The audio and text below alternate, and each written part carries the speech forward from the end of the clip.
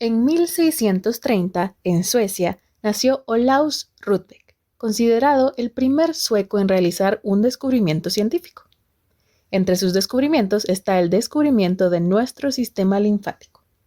Rudbeck, proveniente de una familia noble, ennoblecida hasta 5 veces, como muchas personas en estos estratos en esos siglos, era un todólogo, naturalista, astrónomo, catedrático, escritor y algo de político. 2 siglos más tarde, en octubre de 1833, nacería en esta ilustre línea familiar Alfred Nobel. Naturalmente, Alfred tuvo acceso a muchas oportunidades de educación y experiencias de vida, y sus intereses fueron siempre muy variados, desde la ciencia, la literatura, el emprendedurismo y el trabajo relacionado a asuntos sociales y de paz.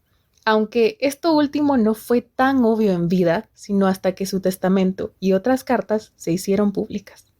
El apellido Nobel, de hecho, era muy asociado a cuestiones de guerra. Su padre, Immanuel Nobel, desarrolló minas y metodologías para colocarlas en el mar durante la Guerra de Crimea. Pero volviendo a Alfred, una de las invenciones por las que él fue más famoso es, de hecho, la dinamita. Su intención inicial, sin embargo, era su uso en la ingeniería civil. El uso de la dinamita en las guerras fue algo, digamos, accidental.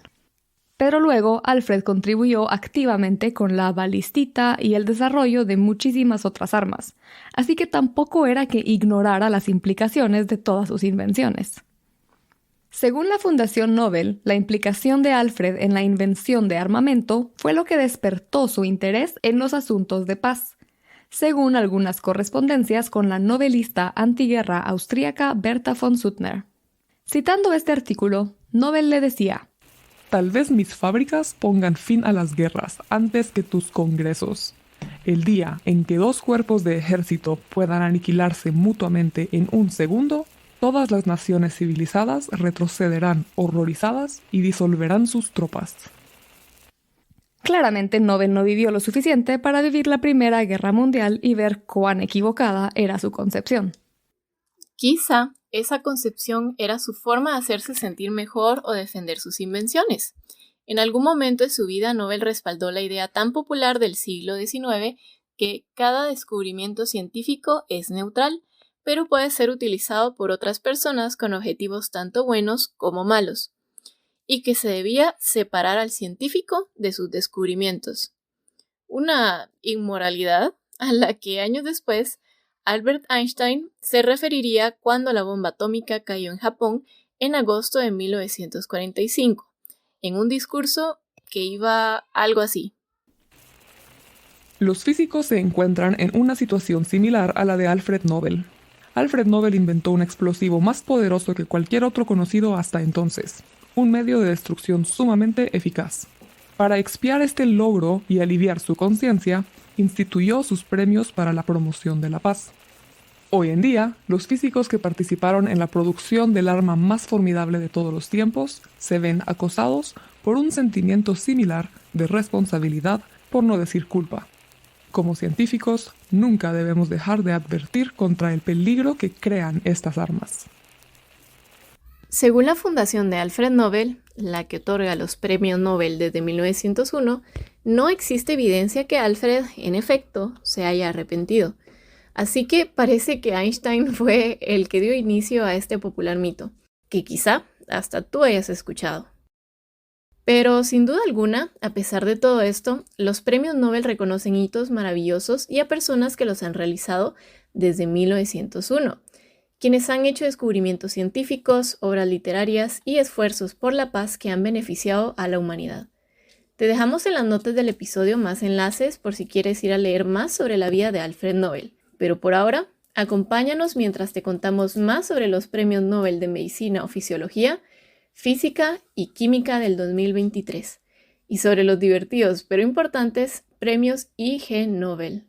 Sin más, empecemos. Hola, somos Dayan, Kat y Rana, 3 científicas guatemaltecas convencidas que las carreras en STEM son para todos, no solo para aquellos a los que les va bien en mate. y todos nos beneficiamos de ellas a diario y te lo vamos a demostrar. Bienvenidos a Epistemas. ¿Qué percepción tienen ustedes de los Nobel? ¿Como qué pensaban antes, qué piensan ahora o siempre han pensado lo mismo? Como niña chiquita que escucha noticias sobre los premios Nobel, siempre he querido ganarme uno y sigo queriendo ganarme uno. Me encanta. Así que ¿Vos, Rana, en algún punto pensaste en yo quiero ganarme un premio Nobel? Tal vez en algún momento de mi adolescencia como, sería cool, ¿no? Pero cuando decidí estudiar biología dije, pues, ¿y cuál? Claro, con el tiempo vi como, ok, o sea, los que son relacionados a biología entran entre cualquiera de esos tres, depende qué Ujú. hagas, pero nunca me tiré tanto por el lado de cosas como biología celular y todo eso. Entonces, ahí cuando vi mis intereses dije, esto no va a pasar, pero todo bien, hay más premiaciones en el mundo. Para las distintas cosas que hacemos, algún día ganaremos el mejor podcast de ciencia en algún lado. ¿Y tú, Diane?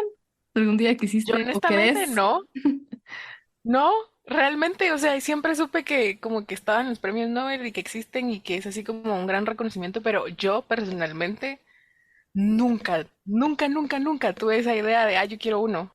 Creo que tengo ideas de otras cosas relacionadas con ciencia, como por ejemplo, a mí me encantaría publicar un artículo en Nature, en Science o en revistas así que son, se supone, el top del top en ciencia.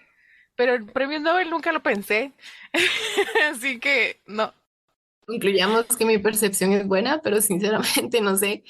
Sé qué son y sé por qué se hacen, pero no sé cómo obtener uno. Se tiene que postular uno solito, lo postulan. ¿Cuál es el rollo? Como que tiene que ser instituciones que te postulan para el premio, si no estoy mal, pero no sé si es para todos lo mismo. Son las nominaciones para los premios Nobel pueden ser realizadas por personas específicas y organizaciones que han sido invitadas a nominar por las instituciones responsables de cada premio, como la Fundación de Alfred Nobel. Y depende de cada premio. Entonces, el Premio Nobel de la Paz tiene ciertas organizaciones como preautorizadas, asumo, para nominar a gente al Premio Nobel de la Paz. Las nominaciones son confidenciales. Y lo otro que es interesante también es que no son cosas inmediatas del año, o sea, no es que tuviste que hacer este año un super wow descubrimiento y ya te ganas un Nobel, sino tiene que haber pasado un tiempo para ver realmente las implicaciones de tu investigación. Ujú. Pero entonces sí, es interesante, tiene sentido también como en cierta forma el prestigio, ¿no? Y digo en Esperar cierta y ver. forma porque también hay instituciones que, a eso iba con mi primera pregunta, como Ajá. cuál es su ¿Vos cómo? ¿Qué percepción. pensás? Ajá. Porque digamos, digo, igual que Kat, siempre fue como a la wow, o sea, qué genial sería como tener un premio Nobel y qué súper gran cosa, y con los años vas aprendiendo, pues primero que nada, la historia, y lo otro es el gran sesgo que han tenido tantos años, pero también es algo que siento que no es necesariamente culpa de la fundación como tal o las nominaciones como tal, sino el hecho de que hombres blancos del norte global o del hemisferio norte son los que casi siempre han tenido, por distintas razones que ya hemos hablado en otros episodios, como nuestros especiales del Día de la Mujer, el cual te invitamos a escuchar en nuestro episodio número 46. Son los que siempre han estado en estos trabajos, puestos, han tenido más fácil acceso y que a raíz de eso es que también tenemos este sesgo, ¿no? Una parte es la nominación, pero otra es que desde los inicios de estos premios, la mayoría de personas haciendo investigación eran hombres. Entonces, como que no estoy justificando el sesgo, pero el sesgo tiene sentido si no había mujeres haciendo investigación hace un par de siglos. O incluso si las había, no era como fácil escalar a estas posiciones y estas investigaciones y el financiamiento, etcétera, ¿no? De hecho, esto se ejemplifica en el caso de una de las premios Nobel de este año, cuya historia conocerás más adelante. No, y si mencionamos también el hecho que tendrían que existir nominaciones de alguien más para esas personas que ganaban el premio, me imagino que tampoco iban a estar nominando a mujeres para que se lo ganaran, ¿no? O sea, creo que tiene mucho sentido viéndolo desde esa forma. Ahorita que estaba hablando la ranita de no solamente la discriminación de los premios Nobel, En especial los de ciencia, creo que era como más y a eso que me especiales de refería. me dio curiosidad de saber cuántos latinoamericanos realmente tenemos. Tenemos, dice, como que si yo tuviera un premio Nobel. ¿Va? Siempre Tienen, somos parte. Si no voy a poder tener uno yo, al menos la región, yo dice. soy latina. ¿Va? ¿Cuántos latinoamericanos tienen premio Nobel? A ver, aquí nos fuimos por la tangente, pero en resumen, de América Latina hay 5 premios Nobel de Ciencia en total, Cuéntanos en redes sociales, ¿te gustaría que hiciéramos un episodio solo sobre ellos? Pero por ahora, vamos a lo que venimos. Escuchemos a Diane contarnos más sobre el Premio Nobel de Fisiología o Medicina del 2023. Ok, entonces el Premio Nobel de Medicina y Fisiología del 2023, que fue para Katalin Karikó y Drew Weissman, por el descubrimiento de las modificaciones de bases de nucleócidos que permitieron el desarrollo de vacunas de ARN mensajero eficaces contra COVID-19. Entonces aquí es en donde ponen la cara de ¿qué? ¿Cómo así? Y la verdad es que investigando un poquito de este premio y de quienes fueron los galardonados, si se dice galardonados, no sé cómo se traduce, Laureados creo que también es en español. y de los laureados. Honestamente, más que meterme a leer artículos de lo que han hecho, me puse a ver un montón de entrevistas y un montón de presentaciones que hicieron acerca de su trabajo. Y qué chilero, tengo que reconocer que ahora soy fan de Katalin Karikó. Me encanta. Entonces, primero para contarles, pues ella es húngara y trabajó con ARN básicamente toda su vida. Entonces, estuvo siempre tratando de hacer algo con ARN, con delivery de ARN o ADN hacia la célula y con todo este tipo de tecnología, que para ese entonces, estamos hablando de los 80s, 90s, era una tecnología súper avanzada de la cual nadie hablaba. Entonces, no le daban como que posiciones altas en las universidades, no le daban presupuesto, no le daban fondos, le costó un montón como que sacar a cabo su investigación y hasta el punto que le dijeron, mira, o te olvidas de eso o trabajas en una posición así como más bajita, con pocos fondos y seguís trabajando con ARN, o sea, pero no te vamos a dar como mucho apoyo realmente y esto es algo que ha mencionado mucho en entrevistas y así. Y ella decidió seguir trabajando, incluso dice, miren, todo el trabajo que yo he hecho lo he hecho con mis manos porque nunca tuve estudiantes de maestría, doctorado que me pudieran ayudar a hacer las cosas, ¿no?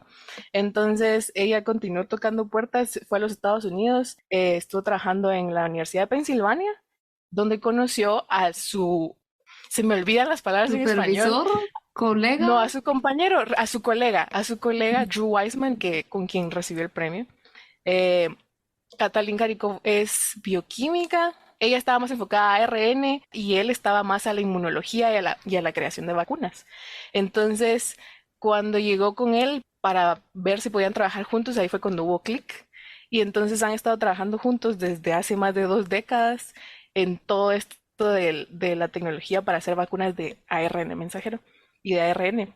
Entonces, básicamente, ¿por qué es que se dio el premio Nobel?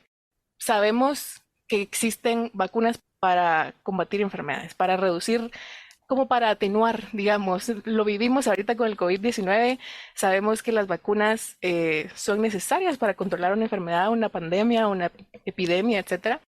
Y hay diferentes tipos de vacunas. Están las tradicionales, que se trata de un virus, por ejemplo, atenuado o un virus inactivo, pero para las cuales se necesita un poco de cultivo celular. También existen vacunas que son de un pedazo de una proteína de un virus para hacer la vacuna y igual necesitan mucho de cultivo celular detrás de. Entonces lo que se empezó a hacer es como que entregar pedacitos de material genético del virus hacia las células con varios tipos de portadores, así como que metamos un pedazo de material genético del virus en este portador, que generalmente eran lipídicos, y lo llevamos a la célula y entonces la célula ya va a producir las proteínas propias del virus y crear los anticuerpos necesarios. Entonces se estaban dando cuenta que de estas formas la producción de proteínas a partir de ese material genético, que de nuevo, las proteínas son las que se necesitan para poder crear los anticuerpos y combatir la enfermedad, no era mucha. Entonces, era así como, bueno, ¿qué podemos seguir haciendo? No solo eso, sino que existe la producción de ARN mensajero in vitro, pero, oh sorpresa, cuando lo metían a la célula, desataban una respuesta inmunológica. En cambio, el ARN mensajero que producimos los humanos no desata ninguna respuesta inmunológica en nuestras células. Entonces, ¿cuál era la diferencia? ¿Por qué cuando lo hacían in vitro sí había una respuesta inmunológica y cuando lo tenemos nosotros no? y cuando lo tienen bacterias sí hay respuesta inmunológica. ¿Qué está pasando? Hay algo en ese ARN mensajero que está provocando esta respuesta inmunológica y necesitamos deshacernos de eso para poder usarlo como tecnología para crear vacunas. El trabajo de la vida de estos dos señores que se ganaron el Nobel.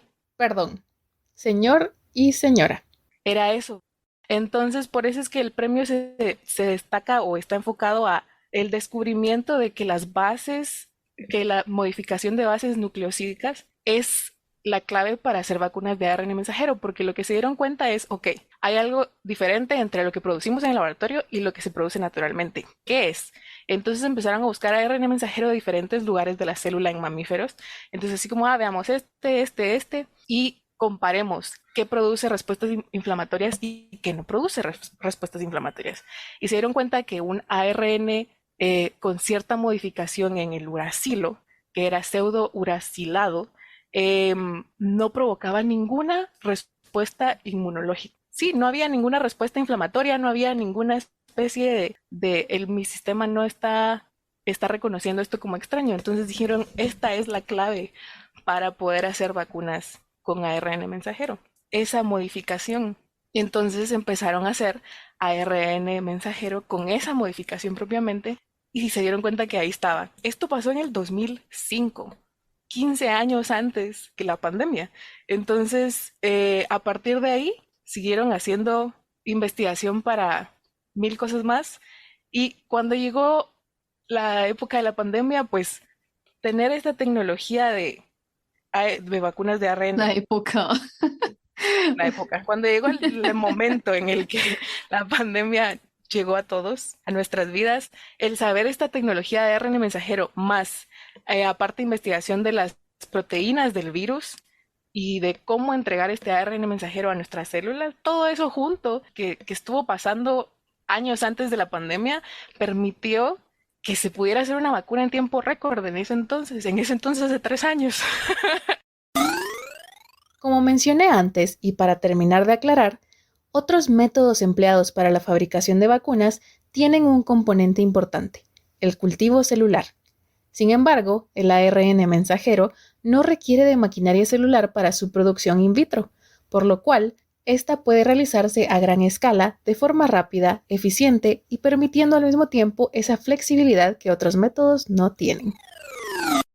Entonces, no sé, a mí me encantó realmente ponerme a escuchar un montón de toda esta historia y más como ver un poquito de cómo son ellos como investigadores y de cómo trabajan juntos y no sé, me gustó mucho como el trabajo en equipo y la persistencia y el tener ideas locas para la época, digamos, que al final pues nos salvaron a todos.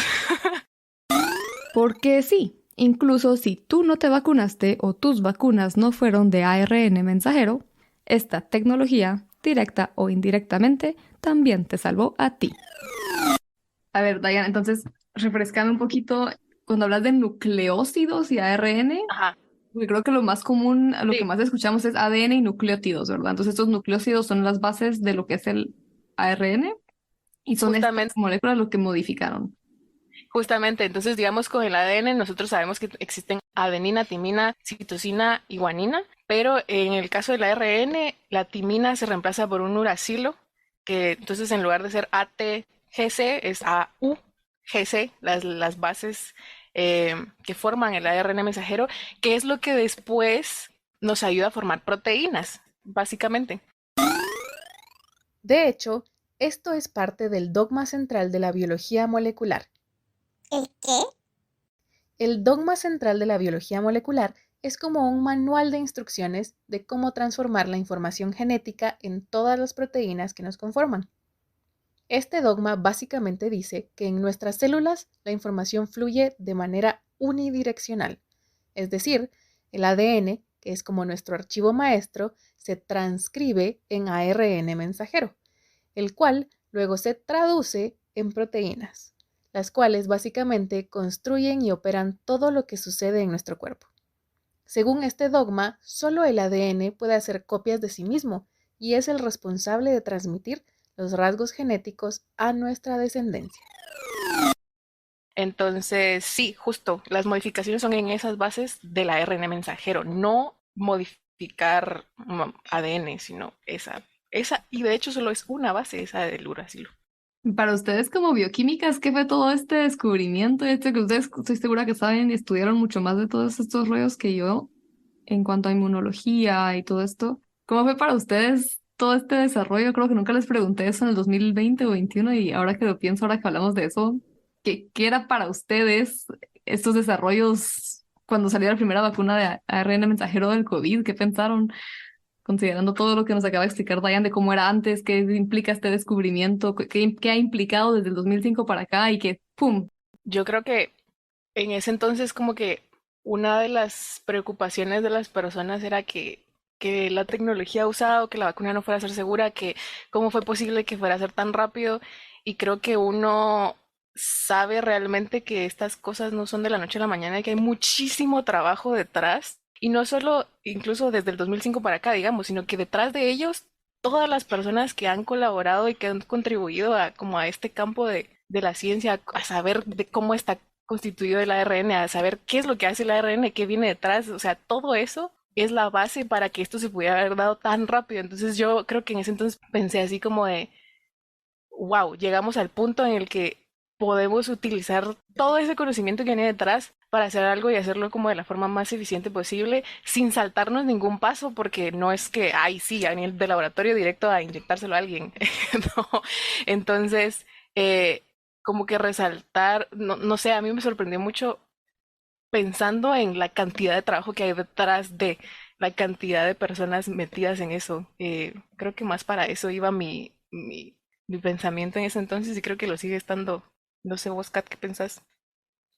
En mi caso creo que fue algo como una sensación agridulce que se desarrollaran estas tecnologías y que se aplicaran y se volvieran famosas, digamos, con todo lo del COVID, principalmente porque pues la tecnología es bonita, la tecnología que se desarrolló para estas vacunas es bonita, pero en su momento como nadie la entendía, entonces a uno le tocaba explicar y se sentía como la película esta de No miras arriba, así de estarles explicando cómo era la solución y la gente como que ya tenía un prepensamiento en la cabeza de cómo no se podía hacer eso y cómo era imposible y entonces todo tenía que ser inventado, todo tenía que haber sido desarrollado como bioterrorismo y entonces cuando uno les intentaba explicar así, no, miren, es que esa tecnología ya existe, lo único que hicieron fue venir y acoplarla directamente a la enfermedad que tenemos ahorita, pero esa tecnología lleva años desarrollándose, lleva muchísimo tiempo de investigación, muchísimo tiempo de desarrollo, no es que de aquí a 3 meses, o sea, ahorita salió el COVID y 3 meses después ya había vacuna y no pasaron los 10 años de prueba, pasaron los años de prueba, ya todo eso ya pasó. Lo único que hay que hacer es como que si vos vinieras y hicieras un cuaderno que solo necesita que le apuntes el nombre de quién es para que ese cuaderno ya le sirva a la persona a la que se supone que le tiene que servir, ¿va? Todo ya estaba escrito, todo ya está desarrollado, ese cuaderno ya lo leyeron 20 personas durante X cantidad de meses, durante X cantidad de años. Lo único que pasó ahorita es que le pusieron el nombre al cuaderno, pero ese cuaderno ya estaba desde hace ratos. Y entonces tocaba explicar ese tipo de cosas y como la gente ya estaba con esa predisposición de que es imposible sacar una vacuna, sacar una tecnología así tan rápido, entonces había que explicar todo el trasfondo de cómo es que no era de ya, de ahorita salió, ahorita lo vamos a inyectar. Y tecnológicamente y bioquímicamente hablando, me pareció muy interesante. Creo que nunca había, hasta que no fue el COVID, no había realmente caído en lo cool que es saber de ADN y ARN y la diferencia entre ARN mensajero y ARN de cualquier tipo. Entonces, no sé, como que, y también siento que la pandemia generó mucha conciencia en estas tecnologías y pues causó mucho interés en muchas personas y mucho miedo en otras personas. Entonces, me gustó y al mismo tiempo, como te digo, fue una experiencia agridulce, en mi opinión. Y tú, después de lo que vivimos durante la pandemia y de conocer un poquito más de la tecnología detrás de estas vacunas, ¿qué piensas sobre ellas? Cuéntanos en nuestras redes sociales. Pero mientras tanto, escuchemos ahora a Kat contarnos más sobre el Premio Nobel de Física 2023. Bueno, yo la verdad es que estoy impactada, por así decirlo, con este Nobel de Física. Va a sonar bien feo. A mí me gustó un montón el premio Nobel de Física, el anterior a este. Y este es Ajá, igualmente increíble, pero No se me les voy a hace hablar de gracioso. este sino del 2022. ajá, fíjense que decidí hablarles del año Es que pasado. este me hace gracioso, fíjense. Ustedes saben cómo funciona la fotografía, ¿verdad? Que cuando una situación está pasando, cuando la situación está pasando y está pasando lento, el tiempo de exposición que nosotros necesitamos para tomar una fotografía es X, un segundo, por ejemplo. Mientras que si algo está pasando muy rápido, necesitamos un tiempo de exposición de uno partido 130, uno partido X, ¿va? O sea, es en un instante que tenés que tomar esa fotografía para poder captar qué es lo que está pasando. Y hay muchas cámaras que pues no lo pueden hacer así de rápido y no solamente porque, digamos, cuando tú tomas una foto rápido necesitas mucha luz, porque si no tienes mucha luz y estás captando luz durante un corto periodo de tiempo, entonces la foto te va a salir negra. El tiempo de exposición es cuánto tiempo una cámara o un dispositivo va a captar la luz que está intentando entrar al sensor para que ese sensor te dé una imagen, ya sea una imagen literal, como tú ves la luz visual, o una imagen con datos que después tú tienes que digerir y ya después puedes transformar en una imagen. Entonces, cuando tú tienes una cámara de teléfono, por ejemplo, y quieres tomarle fotos a un colibrí, si el teléfono no es de esos teléfonos que tienen cámaras casi que profesionales adentro y no tienen un tiempo de exposición muy corto, suceden estas cosas donde ves las alas del colibrí como que fueran faldita de ballet, ¿verdad? Que se ve así distorsionado porque las alas del colibrí se mueven demasiado rápido y en el momento en el que vos lanzas la foto ya surgió o ya sucedió mucho movimiento. Entonces, imagínense si de por sí las cámaras que tenemos cuesta mucho que realmente enfoquen el instante en el cual se mantiene o en el instante en el cual el ala del colibrí está estática. Imagínense querer tomar una foto de los electrones, de dónde están, en el momento en el que los quieres estudiar. Incluso lo estábamos hablando hace poco con Giovanni cuando estábamos hablando de física, física cuántica, física de partículas, y hablábamos que hasta el momento la definición que tenemos de electrones es una nube donde hay muchas posibilidades de dónde se encuentren los electrones porque se mueven tan rápido que realmente nosotros no tenemos cómo saber, no teníamos cómo saber exactamente en dónde están los electrones. Entonces, a eso viene, y como que toda esta explicación de fotografía y demás, viene la explicación del Premio Nobel de este año de Física, que es compartido con tres científicos. Estos tres científicos son Pierre Agostini, de ahí está Ferenc Krauss y de ahí está Anne Luyer.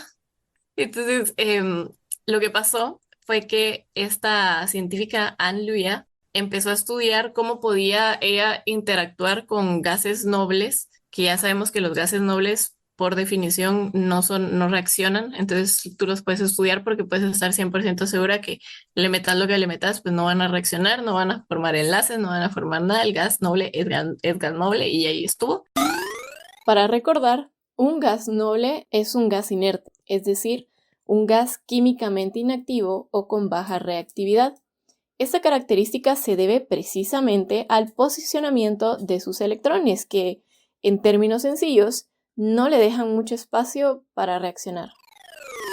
Entonces estaba tratando de investigar de cómo se puede utilizar diferentes formas de luz corta, de láser, por así decirlo, para poder estudiar estos átomos y específicamente los electrones. Entonces ella en teoría lo que descubrió fue cómo se puede usar un tipo de láser de luz infrarroja para poder estudiar realmente cómo se mueven los electrones en la nube de electrones que nosotros tenemos definida, ¿verdad? Y los otros dos científicos lo que hicieron fue utilizar esa tecnología para poder tomar una fotografía de dónde están específicamente esos electrones y para que podamos dimensionar de qué tan rápida es esa fotografía.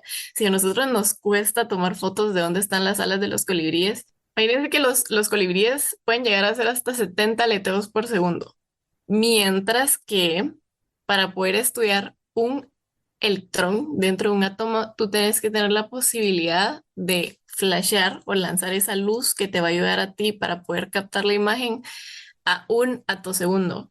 Un atosegundo es 1 por 10 a la menos 18. O sea, 0.000000000000001 segundos.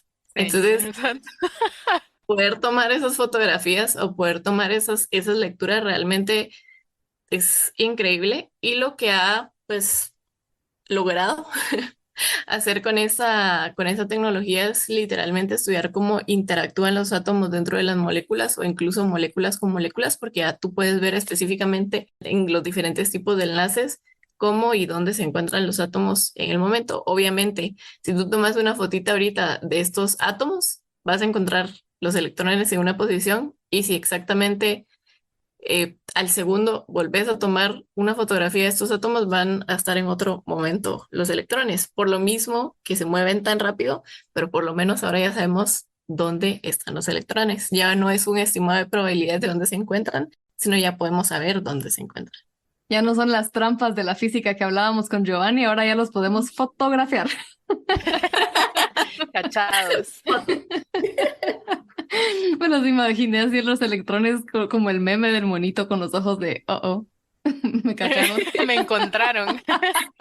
Y fíjate que cuando sacaron la noticia es bien gracioso porque están dos electrones así como que se van a besar y los captaron así con las luces Me encanta. cachados. Te dejamos el enlace a esta imagen de la que te hablamos en las notas del episodio, pero por ahora volvamos a la explicación. Eso es algo que están investigando desde 1987, o sea, llevan algunos añitos ahí investigando qué es lo que pasa y bueno, para poderles explicar realmente cómo es que funciona esta tecnología y por qué les dije que hay fotos que son visuales y hay otras fotos que nosotros podemos ver porque nos llegan datos y esos datos los podemos digerir y encontrar realmente cómo se podría simbolizar o cómo se podría ver eso, es que cuando tomamos una foto de un electrón no es como la foto del átomo que se hizo famosa hace un año. No sé si se recuerdan que era un láser y se miraba un puntito brillante en medio del láser y eso era el átomo. Con los electrones no es que obtengamos así la foto del núcleo del átomo y alrededor se vea dónde está el electrón. La forma en la cual nosotros podemos ver los electrones en los átomos es muy parecido como cuando nosotros podemos ver estrellas que están atrás de un objeto muy masivo en el espacio, que la luz se distorsiona y entonces como que envuelve la masa y ahí podemos saber que hay una estrella o que hay algo brillante atrás de ese cuerpo masivo. Entonces lo que pasa es que tienen estos gases nobles, tienen los átomos, por ejemplo, del, yo qué sé, gas noble neón. La cosa es que tenés tu átomo de neón y tenés dos electrones en medio, o bueno, dos electrones en el primer nivel, ocho electrones en el siguiente nivel, y le lanzas una luz infrarroja. Entonces va la onda así como van las onditas en el agua cuando uno tira una piedra. Van así, uy, uy, imagínense mi mano así yendo como que si fuera una olita. Me Y encanta tenés el efecto de sonido. el- y tenés el átomo en medio y el electrón, que pues, bueno, los electrones que van así girando alrededor del átomo, ¿no? Entonces pasa la ondita y le pega a un electrón que va moviéndose en la nube de probabilidad en donde puede ir. Entonces le pega al electrón y lo mueve un poquito de donde está su lugar, su área, donde debería estar, lo mueve un poquito a la izquierda y genera un efecto que se llama tunneling, que es como que cuando tú recibís esa señal, miras un desfase en la onda. Entonces, miras las ondas así como que si fueran ondas de radio, como normalmente salen en las fotos de cómo se ve una onda, con una frecuencia y una amplitud específica. Y de pronto miras que hay un espacito en donde las ondas se ponen un poquito más largas, con una amplitud mayor, una frecuencia igual. Y entonces ahí sabes que el electrón tuvo este efecto de tunneling y después el electrón regresa a su lugar y vuelve a estar en su nube de probabilidades de donde puede colocarse, ¿no? Entonces, después de esta luz y estas ondas que fueron lanzadas a ese gas y a esos electrones y a estos átomos en específico, pues se concentran, ¿verdad? En un sensor, el cual te dice específicamente y lo que te da es como un espectro de dónde pueden estar las cosas, pero ya no es una probabilidad, sino que tú tenés varias onditas, varias lecturas superpuestas y lo que ves es este desfase. Y este desfase es en donde está específicamente el electrón.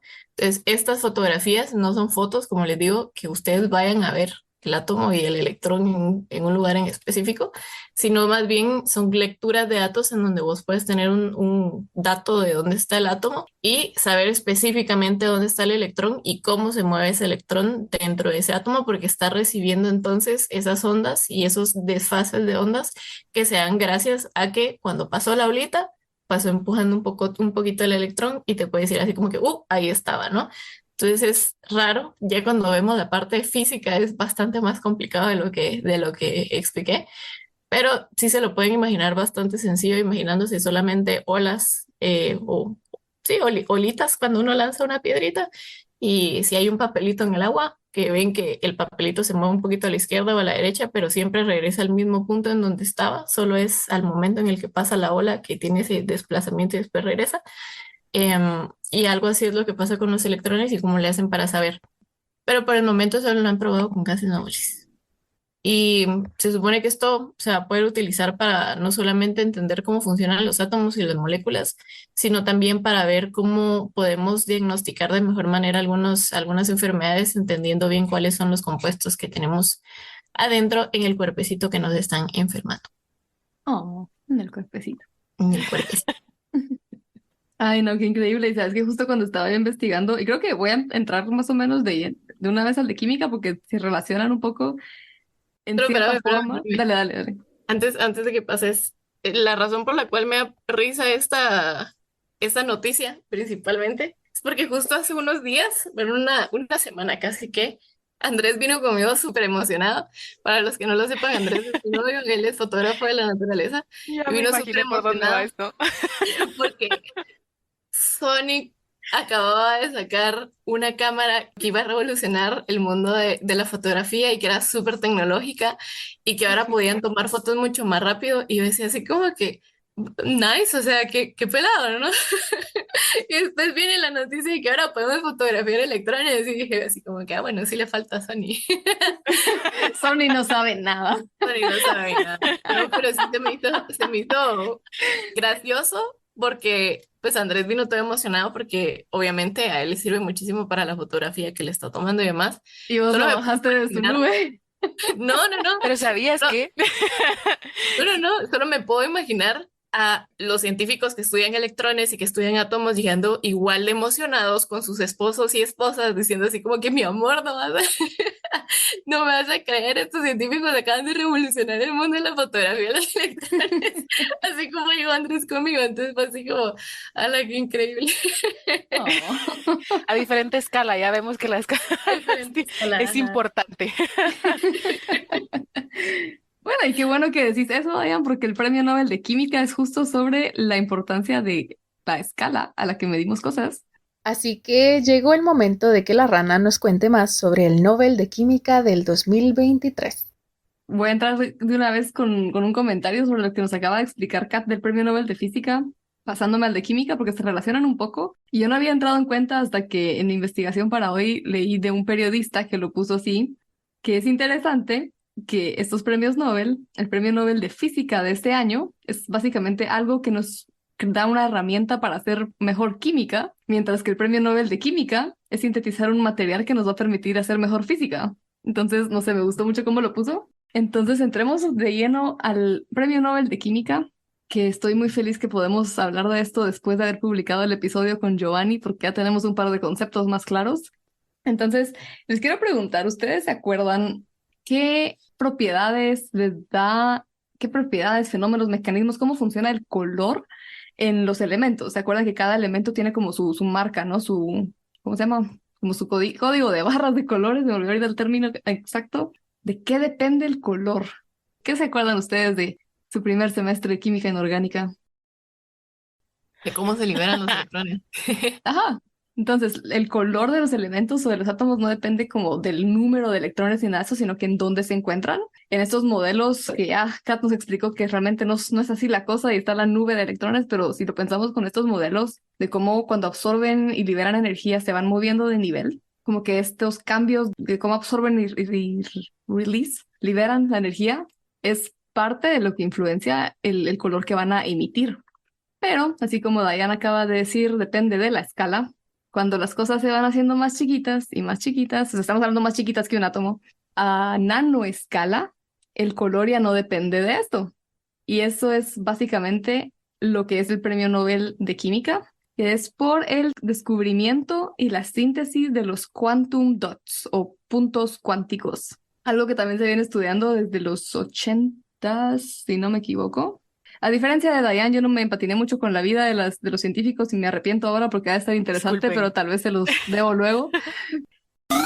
De hecho, todo esto empezó por querer entender más cómo se pinta el vidrio.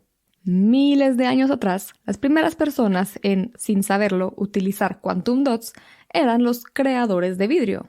Y ya sabíamos por mucho tiempo que utilizando la misma mezcla química podíamos hacer vidrio de diferentes colores, dependiendo cómo se calentara.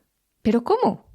A inicios de los 80s, los químicos ya entendían que utilizando un mismo pigmento podían crear vidrio de distinto color dependiendo del tamaño de los cristales. Pero nadie entendía exactamente qué estaba pasando allí. Y esto parecía molestarle de sobremanera a Alexei Ekimov, uno de los ganadores de este año.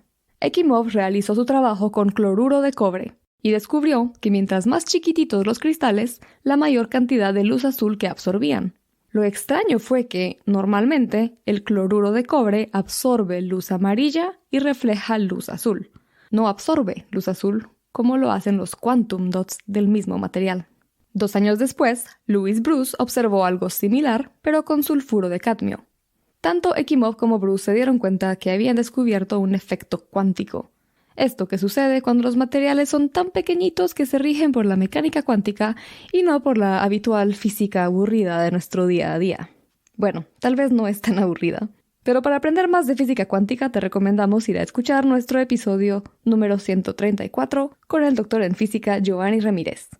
Pero volviendo a los apasionados por pintar vidrio, que ya sabían que esto era posible aunque no supieran por qué, ya ahora sabemos que, en efecto, los distintos procesos de calentamiento provocan que se formen nanocristales de distintos tamaños, o quantum dots.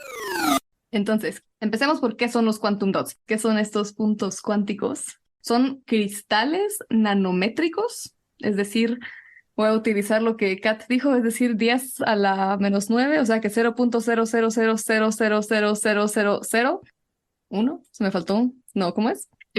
Me comí Ya un perro, perdiste la ¿no? cuenta, volver a empezar. Tienes que volver a empezar. 0.000000001. Ahí está. Ajá. Les prometemos que sí sabemos contar. Entonces, a esa escala, lo que descubrieron básicamente es que el color que estos cristales emiten ya no es por esta absorción y liberación de energía de los electrones, porque realmente ya hasta el espacio es tan pequeño que ya ni siquiera se mueven o se comportan, o por lo menos no lo podemos entender cómo se mueven, como lo pensamos en un átomo, y el espacio para un electrón queda más restringido. Y se dieron cuenta que el color que emiten estos quantum dots depende únicamente del tamaño. Entonces es algo mucho más fácil de manipular, porque ya solo depende de cuántos quantum dots pones sobre otro, o en su bolita, o en capas, que es lo que están más o menos trabajando en capas, para saber de cuántas capas de quantum dots es algo de X material, puede ser de varios materiales, y con eso pueden manipular el color que va a emitir. Si es una capa va a ser azul, si son 2 capas va a ser verde, y siempre va a ser el mismo color cuando uses ese tamaño. Entonces son algo relativamente sencillo, no lo es, pero así como por ponerlo de una forma que entendamos, de eso es todo, literalmente eso es todo. El efecto cuántico ya no es los electrones y sus movimientos o donde estén, sino es el tamaño y punto. Entonces es una variable la que hay que manipular para poder ver qué es lo que está pasando. ¿Cómo así? ¿Qué es lo que está pasando? ¿Por qué nos importa esto? Un ejemplo que leí que me gustó muchísimo y siento que deja clarísimo como las implicaciones de esto es, por ejemplo, en construcciones de edificios ¿qué es limestone? Caliza y eso. En edificios o construcciones de caliza y eso, pueden como en las construcciones juntarlo con estos quantum dots que saben de qué tamaño son y si empieza a cambiar de color en una u otra dirección, saben si se está deteriorando el edificio o no. Corrección. De hecho, se aplica una capa de nanomezcla con quantum dots para reforzar las estructuras de caliza, que a su vez nos permiten aprovechar sus propiedades ópticas para monitorear los cambios en las estructuras. Por ejemplo, al ser iluminados con luz UV, Estos quantum dots en la caliza emiten luz fluorescente, que nos permiten monitorear qué tan adentro de una estructura han penetrado estos quantum dots y más o menos estimar la edad u otros cambios en la estructura en sí. Los quantum dots nos permiten todo esto sin afectar las características estéticas de estas construcciones. Entonces esa es una aplicación que me quedó así como, ok, o sea, por eso importa, ¿no? Porque antes estaba así como, ¿y a mí qué me importa saber el tamaño de los quantum dots o el color que emiten? Y realmente, mientras más leía, más, o sea, tiene muchas implicaciones desde para imágenes médicas, desde para identificar, por ejemplo, cuando el pescado ya se puso malo, porque entonces los quantum dots pueden como reaccionar con la histamina, cuando un pescado está como ya pudriéndose y tiene más histaminas, el color que va a emitir por ahora ser más grandecitos va a ser diferente. Entonces, este simple cambio de color solo por el cambio en el tamaño, les dicen como, ya se arruinó el pescado, o ya se te va a caer el Espérame, le edificio. voy a poner los quantum dots y ahorita vemos si nos podemos comer el pescado o no. Ajá. Y lo otro que me parece súper cool es que pueden ser de muchos materiales, entonces también es una forma que están intentando utilizarlo para hacer productos más environmentally friendly, al utilizar, o sea, al inicio los quantum dots eran más de materiales de semiconductores inorgánicos, y ahora también están creando los de silicona, y están probando con otras cosas para, pues, en general tener cosas más environmentally friendly para todos estos usos, ¿verdad? Tanto lo del pescado, lo de los edificios, para imágenes médicas. De hecho, los quantum dots ya se llevan usando por algún tiempo en aplicaciones médicas y hasta en televisores. Así que si tú tienes un televisor con pantalla QLED, no solo LED ni OLED, pero QLED, tienes una capita de quantum dots en tu pantalla. Y pues, la verdad, mucha que eso es literalmente todo en la forma más sencilla, porque yo sé que es mucho más complicado entender cosas cuánticas y por eso pueden ir a escuchar el episodio de Giovanni, pero al final eso es todo, es que me vuela el cerebro que sea como tan simple, aunque no lo es, claro. O sea, llegar a eso no lo fue, pero es simplemente el grosor de una capa de cositas más chiquitas que un átomo que tiene todas estas aplicaciones. No sé, me parece fascinante. Sí, la verdad es que Y literal, la imagen con la que publicaron el press release de la fundación de Alfred Nobel es una cubetita de pintura y bolitas de diferente tamaño y cada una con un color específico. Y eso es. Y literal, eso es. O sea, dejas al electrón sin espacio y es únicamente el grosor lo que le va a dar porque no tiene mucho más que hacer. Y es como que nada más el efecto cuántico lo que te determina el color que va a emitir. Y eso es lo que es más sencillo, es una variable la que hay que manipular para utilizarlo en vez de muchas más o cosas que no podemos todavía entender cómo controlar. Ranita, entonces, no sé si no entendí o qué, pero entonces un quantum dot es un electrón. Los llaman cristales nanométricos y son es como un grupito de átomos. Bien empacados. Ajá. Y como Pero a encontré menor la escala de definición, luz. siempre es nanocristales, básicamente. Más bien es un grupito de electrones. Y es que en todo este mundo cuántico, todo lo que ya sabías de los átomos es diferente. Los átomos compuestos por protones, neutrones y electrones en estas capas de energía, como quizá lo estudiaste en el colegio o en tus primeros años de universidad, no son siempre tan así. Así que el comportamiento electrónico y óptico de un nanocristal semiconductor, como los quantum dots, es similar a un átomo y es en ocasiones llamado un átomo artificial o quantum dot. Les dije que era más complejo, pero al final lo importante es lo de los colores. Me parece loquísimo porque pónganse a pensar detrás de todos estos premios Nobel y de toda la investigación que se hace, o sea, la cantidad de trabajo, uno, y dos, el como comprometerte con una idea y decir, no, o sea, yo quiero intentar hacer esto, yo quiero intentar hacer esto y no sale y no te dan los fondos, no te creen, mil cosas y después llegar a esto y es como, ok, esto nos sirve para tantísimas cosas, aquí está tu premio Nobel, no sé, es como me parece como toda la cosa detrás de loquísima. Sí, y es que igual fue como medio occidental, ¿no? Porque era justo parte de como investigaciones más teóricas y justo al ver que era al agregarle más, cambiaba de color. Uno de los argumentos también que usaban en el press release de Nobel era que muy pocas personas pensaban que podíamos utilizar efectos cuánticos. Y este descubrimiento al ver que, mientras más capitas le agrego, cambia el color y siempre es la misma respuesta, siempre es el mismo color, siempre es el mismo efecto visual en el color, dependiendo solo de eso, Y fue como, hey, podemos utilizar este efecto cuántico que por tanto tiempo fue tan abstracto y teórico, ¿no? Entonces, no sé, sí, les recomendamos ir a escuchar a Giovanni y contarnos más de eso. Y enamorarse un poquito más de la física cuántica y leche condensada. Y la leche condensada. Qué rico. Bueno, y ahora, además de los Nobel, hay otros premios que suceden en Harvard desde hace algunas décadas, creo, que son, creo que en algún momento le llamaron los anti-Nobel, y en fin, son como otro tipo les llaman IG Nobel también.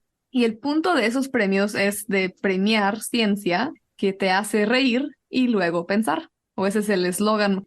Y yo personalmente, hay algunos eventos mejores que otros, pero les súper recomiendo cuando tengan tiempo que perder, ir a la página, ir a su página y ver las grabaciones de los años anteriores, en especial previos al 2020, cuando eran en vivo, porque tienen un montón de secciones bien cool en los eventos. Lo han hecho virtual también, pero es diferente, ¿verdad? Pero han logrado hacer todas estas sesiones virtuales, incluso la entrega de los premios, le mandan un archivo en PDF que pueden imprimir los ganadores y armarlo, así como hacer manualidades, pues, ¿verdad? Arman su premio y en las premiaciones virtuales lo mandan así como entre la pantalla, si yo te lo estoy mandando aquí a mi izquierda, Diane, y luego tú lo recibís de un lado, no sé, es súper creativo, la verdad que virtualmente lo han logrado bien cool.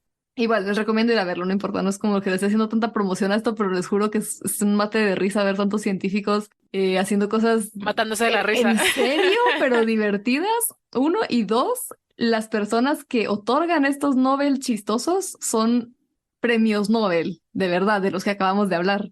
Entonces invitan a los premios Nobel y son los que otorgan estos premios chistosos. Miren, tal vez un premio Nobel no, pero un anti-Nobel, un IG Nobel. Sí, deberíamos de planificar. Esa es la otra cosa, pueden autonominarse. De estos estilos sé 100%, puedes nominar a alguien o autonominarte. Pero todo este simbolismo y todo este acto del anti-Nobel o la IG Nobel lo que nos demuestra es nuevamente que los estereotipos no están bien, que la gente de ciencia no es gente aburrida. Va, pues. También podemos hacer payasadas. Cabal. Y a mí lo que me encanta también es que promueve un montón la comunicación científica en las personas que están participando, porque además de la premiación como tal, tienen segmentos como uno que le llaman 24/7 y es que personas, independientemente de los premios, sino que cualquier otra persona que elijan o se propongan para esto, tienen que explicar su investigación en 24 segundos primero y después de esos 24 segundos en 7 palabras de una forma que cualquiera pueda entender. Entonces es un gran reto y ejercicio de comunicación de las ciencias. Y bueno, en fin, para ver todas esas cosas, vayan a ver los eventos que son súper chistosos. Mientras tanto, vamos a contarles un poquito de algunos. Vamos a contarles de la risa ahorita. Les contamos los IG Nobel 2023. Igual que los Nobel no tienen que ser del año, también hay algunos que son papers más viejos, etcétera. Y bueno. Pues el Ig Nobel de Química y Geología por explicar por qué a muchos científicos les gusta lamer piedras. Resulta que lamer rocas ayuda a identificar fósiles y minerales al realzar sus texturas y evitar reflejos o refracciones de los minerales cuando estos están secos. El artículo, que te dejamos en las notas del episodio, relata una fascinante historia desde el descubrimiento de los numulites bien conservados hasta los fundamentos de la estratigrafía de Giovanni Arduino. Es una deliciosa mezcla de historia, ciencia y el sorprendente papel que juega el sentido del gusto en la comprensión del pasado de nuestro planeta. Qué chilero, la verdad. Se lo voy a mandar a mi amiga que es geóloga, que le encantan las piedras. Y ahorita me estaba matando de la risa porque justo me acaba de salir un TikTok hace no mucho de un amigo que tiene un podcast parecido al nuestro, pero le estaba preguntando a una geóloga, cuando le sacan las piedras de los riñones, ¿ustedes las chupan? Él explicaba a la geóloga que de hecho hay piedras de riñón que se coleccionan con los geólogos, porque sí están hechos de minerales per se. Entonces sí hay colecciones de piedras de los riñones. Le quiero tomar screenshot a la rana y hacerle una sticker. Ahí se los voy a mandar por el grupo, pero sí, ahorita que leí eso me maté de la risa, solo pude pensar en gente lamiendo piedras de Piedras de riñón. Duda, cuando decís hay colecciones de piedras de riñón, ¿te referís a hay colecciones o hay gente que colecciona? Hay gente que colecciona, hay gente loca Te que imaginas, colecciona. ¿verdad? Pero Bueno, entre pero esa tal vez gente después loca es geólogos, o sea, no es gente loca de es que yo. los geólogos. Sí, pues a lo que voy es que no hay como que un edificio tipo un No. museo de... Habrá una colección de piedras de riñón, seguramente en algún museo Pero, médico, Ah, buen seguro, punto, sí. pero hay pero quien colecciones quita y de gente individual. Bueno, de hecho, ahora que lo pones así, no está tan loca la idea. Solo tal vez como un individuo que no es ni médico ni geólogo, tal vez sí sería un poquito más extraño. Claro. Pero ¿por qué no? No estamos juzgando. Si nos están escuchando alguien que colecciona piedras de riñón, Sí, no. seguí haciendo lo que te haga feliz. si llega una colección lo suficientemente grande, ya puede ser un museo solo de eso. Sí, aquí tienen por lo Anyway. menos 3 personas que pagarían algo por eso, por entrar a ese museo. De fijo. Y así como de, yo no sé si quiero ir a un museo de piedras de riñón, pero está bien, te voy a decir Ah, que por sí. lo menos a una, pues. Por lo Si la menos, rana y Cat me pagan la entrada, sí. Epistemas patrocina. Sí, ahí está. Vamos a entrevistar a ese ser humano para un episodio. Si alguno de ustedes tiene una colección de piedras de riñón, ya sabe, mándenos un Cuéntenos. correo. Queremos colaborar. Bueno, Bueno, el siguiente Ig Nobel es de literatura. Ah, y sí, una aclaración. Los Ig Nobel no tienen categorías fijas, sino depende de lo que las nominaciones. Si hay algo muy chistoso, eligen y se inventan en la categoría. Entonces, el siguiente es Premio Ig Nobel de Literatura por estudiar las sensaciones de las personas cuando se repite una palabra muchas veces. El artículo se llama The Induction of Jamais Vu in the Laboratory, Word Alienation and Semantic Satiation. Y yo con esto aprendí Es que es como- un jamais vu, que jamás en mi vida lo había escuchado, pero estoy segura es que como el todos han déjà vu. escuchado. Exacto, es lo opuesto. O sea, el déjà vu es cuando una situación por la cual que no es familiar o por la cual no has pasado, de repente se siente familiar, ¿no? El jamais vu es lo opuesto, cuando una situación muy familiar la empezás a sentir poco familiar. Es decir, si escuchas Tiene una palabra sentido. muchas veces, de repente empieza a sonar raro, ¿no? Extraña, sí, sí, como Me ha cuando pasado. regresen al pedacito donde estaban diciendo 0.000. O sea, si el cero no tiene un valor, ahora menos. Y Qué en el terrible. paper, mucha de esta investigación, o sea, literalmente, o sea, ponían a sus sujetos de estudio y solo les repetían una palabra muchas veces. Y luego les preguntaban cómo te sentís, La básicamente. rana por eso quería decir eso, porque quería decir las palabras muchas Sí. veces. Me encantó este. Este fenómeno fue explorado en un experimento donde los participantes repetían palabras hasta sentirse peculiares, lo cual en promedio les tomó 30 repeticiones o 60 segundos, lo que sucediera primero. Aunque parezca irrelevante, en realidad este estudio contribuye a nuestro entendimiento de la memoria y la familiaridad y puede tener muchas implicaciones neurológicas. A ver, Bueno, Kat, ¿qué más? El siguiente es mi nerdada. Bueno, el siguiente IG Nobel es por reanimar arañas muertas para poderlas utilizar como herramientas mecánicas como garras para sujetar cosas. A mí me encantó cuando vi eso en las noticias, sinceramente yo vi el video cuando lo acababan de sacar. Me encantó porque yo se los he explicado varias veces, estoy segura, en varias de los episodios que hemos estado hablando aquí, pero es que las arañas realmente son maquinitas hidráulicas. Las arañas tienen músculos contractores, pero no extensores. Por eso cuando se muere una araña se le doblan las patas para adentro. Y la forma en la cual extienden esos músculos es con hidráulica, con agua. Por eso siempre te dicen que si vas a tener una tarántula, lo más importante que puedes tener es agua. Comida, pues pueden pasar varios días sin comida, pero agua que no les falte, por favor, porque si no, literalmente se dejan de mover y ya no se pueden mover. Entonces lo que hicieron estos científicos, según ellos, es que encontraron arañas muertas.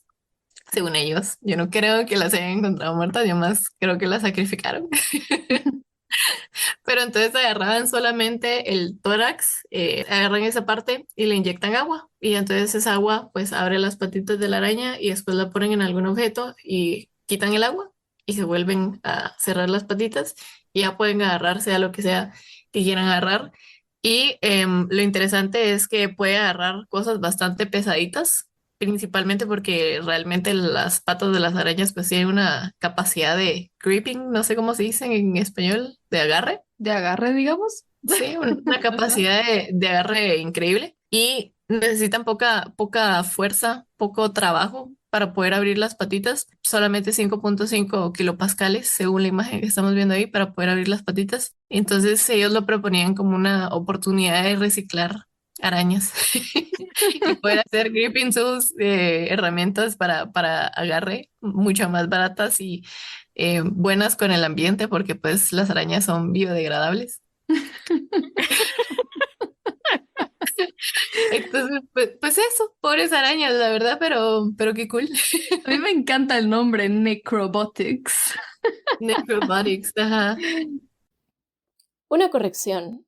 Realmente lo que cuentan es que la inspiración para poder hacer este trabajo vino gracias a que acaban de encontrar una araña recientemente muerta y les dio curiosidad saber cómo funcionaba el agarre de sus patas. En la metodología de la investigación, ellos explican que obtienen las arañas de un proveedor y les aplican eutanasia e incluso se preguntan cómo podría llegar a resultar el experimento y cuánto más podrían tener las arañas en uso si es que utilizaran diferentes tipos de eutanasia. Así que bueno, si te llama la atención, te dejamos el artículo en las notas del episodio. Ay, no, qué locura. Robots con cositas muertas, pobrecitas las arañas. Pero mira, y si agarran algo pesadito, ¿cómo es que cuando, o sea, decía estar muertas y todo, cómo es que no se caen las patitas? Sí se caen, o sea, no pueden agarrar cosas tan pesadas tampoco. Sí se pueden caer, pero relativamente pesadas. Tenés que probar con la resistencia ¿cómo es que se llama? Del exoesqueleto. Igual tienen que ser freshly dead, no pueden ser muertas desde hace X cantidad de tiempo, porque si no ya está muy seco el exoesqueleto y ya no se puede mover. Por eso es que te digo que yo no creo que hayan encontrado arañas muertas y hayan usado arañas que acababan de encontrar, que se acaban de morir, ¿verdad? No, pobrecitas, pero sí tienen que estar bastante nuevitas para seguir siendo relativamente húmedas. Pobres arañas, pero qué bueno que las reciclen, ¿no? Miren, El problema que no aquí, sabíamos que teníamos. ajá, el que sigue es casualmente Corea del Sur, la verdad es que no me extraña.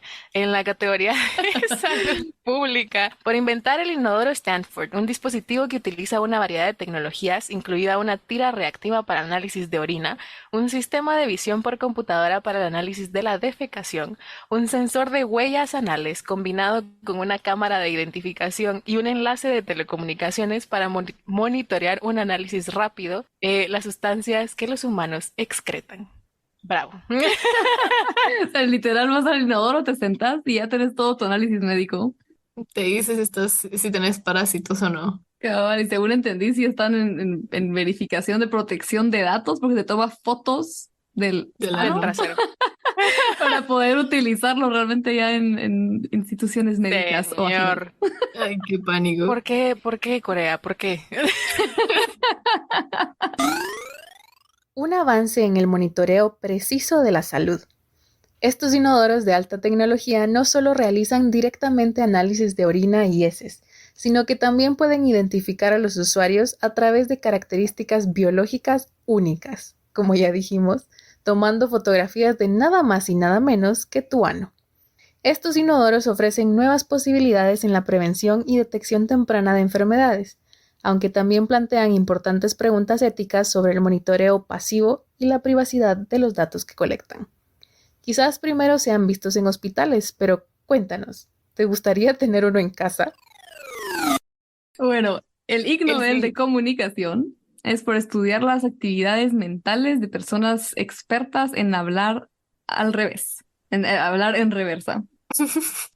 Como Efraín Recinos, ¿no? Que contaba siempre el cuento de la caperucita roja, pero al revés. Este estudio analizó a 2 personas expertas en hablar al revés. Sí, aparentemente puede ser experto en hablar al revés. Y les comparó con un grupo control, utilizando métodos como la neuroimagen y tareas conductuales para descubrir las complejidades de esta habilidad. Estas personas no solo demostraron habilidades superiores en el habla invertida, sino que también mostraron firmas neurocognitivas distintas, las cuales implican una conectividad cerebral distinta o mejorada, aunque esto es debatible, y diferencias estructurales en su cerebro. Esta investigación ofrece perspectivas sobre el complejo mundo de la secuenciación fonémica y la codificación fonológica, es decir, cómo escuchamos, cómo entendemos los sonidos, dándonos nuevamente más pruebas sobre la adaptabilidad de nuestro cerebro y las diversas estrategias que emplea para el procesamiento del lenguaje. El siguiente es en medicina y es por utilizar cadáveres para explorar si hay un número igual de cabellos en cada persona en sus 2 fosas nasales. O sea, comparan la cantidad de cabellos en las 2 fosas nasales de una persona. Ajá, Cadáveres. de un cadáver, de gente muerta. Si tenés la misma Señor. cantidad de pelos en cada hoyo de la nariz. Bueno, Son algo importante, sinceramente son algo importante de saber, pero ¿qué precio? Estas científicas examinaron 20 cadáveres para entender este aspecto poco estudiado de la anatomía humana. Esta peculiar investigación fue impulsada por la necesidad de ayudar a pacientes con alopecia areata que sufren pérdida de cabello, incluyendo en la nariz, y tiene implicaciones prácticas, especialmente por el consiguiente aumento de susceptibilidad a problemas respiratorios, ya que esos pelitos en nuestras narices juegan un importante papel protector. Más allá de estas implicaciones importantes, y por si te quedaba la duda, el estudio reveló que el número promedio de pelos nasales era de 120 en la fosa nasal izquierda y 122 en la derecha. Una diferencia no significativa. Así que listo, ahora eso es algo que sabes. a ver, el siguiente es en nutrición en Japón por experimentos que determinan cómo los palillos electrificados y las pajillas para beber pueden cambiar el sabor de la comida. ¿Por qué electrificarías tus palillos? Mi pregunta primera. Para que te guste comer cosas saludables que antes no te gustaban. No, no sé la verdad. A ver, resulta que al electrificar los palillos o pajillas, el sabor de las comidas y bebidas se intensifica. Estos cambios inmediatos en el sabor, que además pueden ser reversibles, no se logran con ingredientes convencionales y buscan brindar experiencias culinarias diferentes. No estamos muy seguras de qué otras implicaciones puede tener esta investigación, pero no lo intentes en casa. El siguiente es el Ig Nobel de Educación por estudiar metodológicamente el aburrimiento en profesores y estudiantes. No, ¿Te has preguntado alguna vez por qué algunos temas o clases que al resto les parecen interesantes a ti te han aburrido o viceversa? Y si te decimos que ese aburrimiento puede combatirse con tan solo un pequeño cambio de mentalidad, y hay evidencia científica para esto, pues fue justo esto lo que observaron estos investigadores. En entornos de clases reales, así como en condiciones experimentales, estos investigadores llevaron a cabo una serie de experimentos con estudiantes universitarios para entender si la mera anticipación de aburrimiento podía intensificar la experiencia real durante las clases. Es decir, si piensas que una clase va a ser aburrida y entras con esa mentalidad, de seguro que sí te vas a aburrir, más a que si no tuvieras este pensamiento de entrada. Y efectivamente descubrieron que los estudiantes que esperaban que una clase fuera aburrida se sentían mucho más aburridos. En conjunto, los resultados obtenidos sugieren que el solo esperar que una clase sea monótona puede llegar a amplificar nuestra experiencia real de aburrimiento.